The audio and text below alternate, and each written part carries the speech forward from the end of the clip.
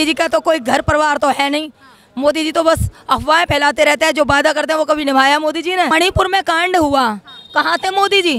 परकम्मा लगा रहे थे देश में। सोचने वाली बात है, जो अपने परिवार को नहीं चला सका वो देश को नहीं। केजरीवाल इसके खुल के विरोध कर रहे हैं। केजरीवाल का कहना है अपने देश के लोगों को, युवाओं को रोजगार नहीं दे पा रही है सरकार, और विदेशों से यानी पाकिस्तान से, अफगानिस्तान से, बांग्लादेश से लोगों को, जो लोग आ चुके हैं, शरण ले चुके हैं देश में, अब उसे रोजगार देने की बात, उसे नागरिकता देने की बात कर रही है सरकार। क्या ये सही है? ये बिल्कुल सरासर गलत है। पहली बात मैं ये राय रखूंगी कि मोदी जी सबको रोजगार देने की बोल रहे हैं, तो हमारे देश में रोजगार कहाँ है? रोजगार बिल्कुल ख़त्म है। महंगाई इतनी हो रही है जिसका कोई जवाब नहीं है।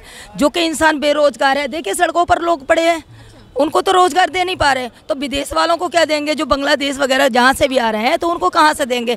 मोदी जी का तो कोई घर परिवार तो है नहीं। मोदी जी तो बस अफवाहें फैलाते रहते हैं, जो वादा करते हैं वो कभी निभाया मोदी जी ने है। सोचने वाली बात है, जो एक इंसान अपनी औरत को नहीं रख पाया वो देश को चला रहा है।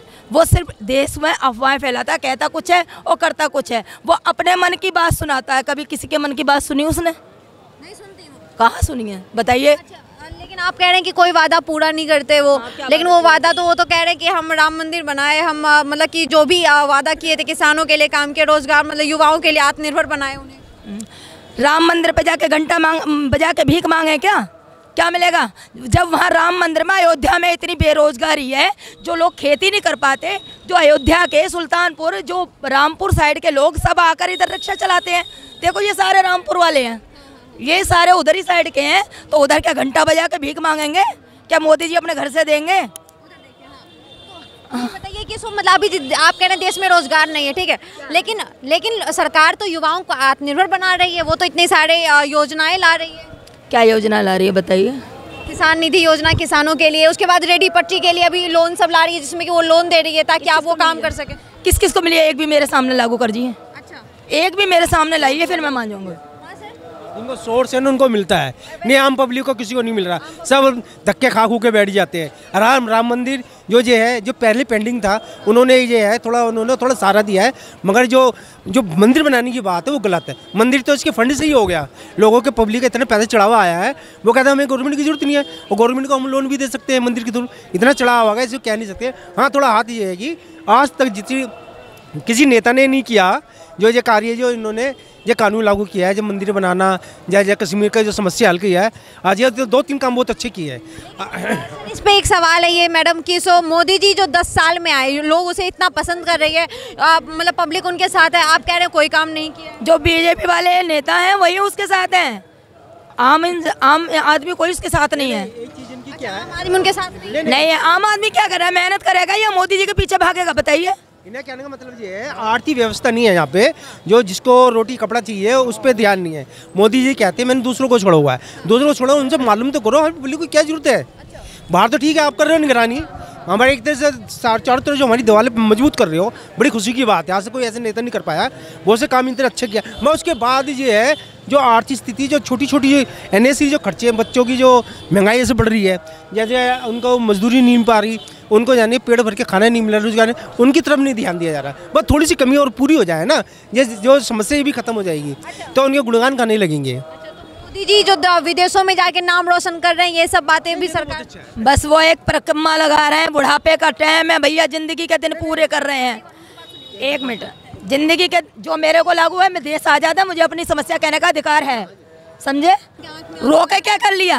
रोके क्या कर लिया? क्या उनको न्याय मिला? क्या उनके भाई मिले? न्याय मिला उनको? न्याय तो नहीं मिला।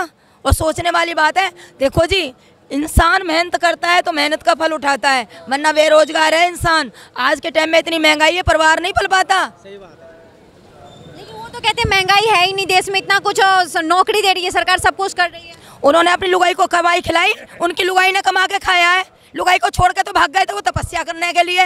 जब जवानी का टाइम था तब तपस्या में गए थे, अब सियासत में बैठ गए। सोचने वाली बात है, जो अपने परिवार को नहीं चला सका वो देश को नहीं। ठीक है, देश में महंगाई है? नहीं है, बिल्कुल। युवा अभी सड़क पे उतर रही है, रोजगार की बात कर रही है। मैम कौन ही वो उतर रहा है बताइए? कौन सा? हमें तो कोई नहीं लग रहा। यूपी में इतने सारे लीग निकले थे, सारे युवा। मैडम वो सारे उठाए गिरे जो 500 में आते हैं, वही है वो कोई हैं? तू क्या रुपए में आया? 1000 रुपये में भाई। तो फिर हाँ, आप 1000 रुपये कह रहा तू आया आपको बोला मैंने, आपका नाम लिया स्पेशल, तो किसी को बोला? युवा की बात आपका नाम लिया मैंने। आप युवा की कितने रुपए दिए सरकार ने? नू तो बता।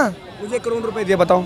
हाँ, तो नू क्यों कह रहा? नू का सरकार आज वो गलत है। आपका स्पेशल किसी का नाम लिया? महंगाई ना दिख रही थी। आपका नाम तो नहीं लग लेना यार, आपका नाम तो नहीं, ना तो आपके हाथ, ना तो भाई भूखे सो रहे आदमी।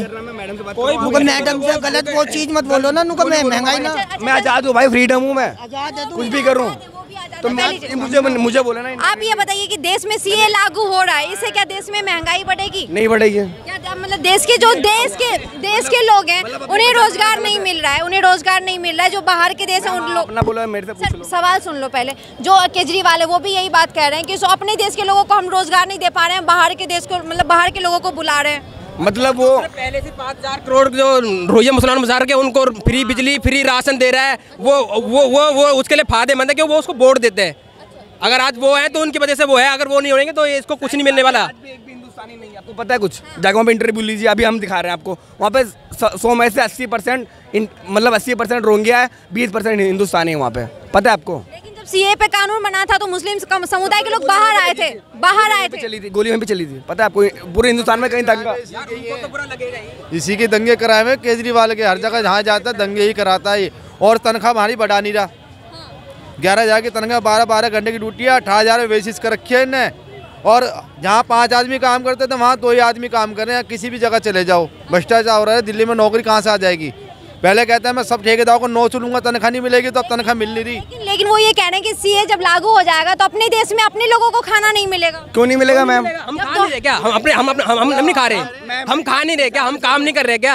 अगर हो जाएगा तो क्या फर्क पड़ेगा? मतलब क्या कोई फर्क नहीं पड़ेगा, कोई और अच्छा होगा, बहुत बढ़िया होगा जी। जो बाहर देश से यहाँ पे घुसपैठ करके जो बसे हुए हैं वो साले निकलेंगे यहाँ तो अच्छा लगेगा ना।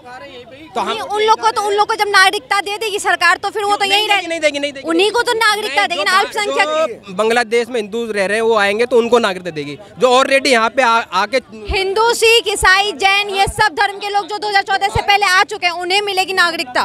जो जैसे पाकिस्तान में या बांग्लादेश में या जो रह रहे हैं, अब उनको जो लोग आएंगे यहाँ पे उनको मिलेगी, ठीक है।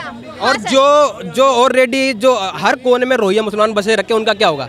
वो तो करेंगे विरोध, उनको तो जाना है यहाँ से। जब सरकार आके मांगे कि दिखाओ भी अपना, वो दिखाओ, तो वो क्या करेंगे? वो तो करेंगे विरोध।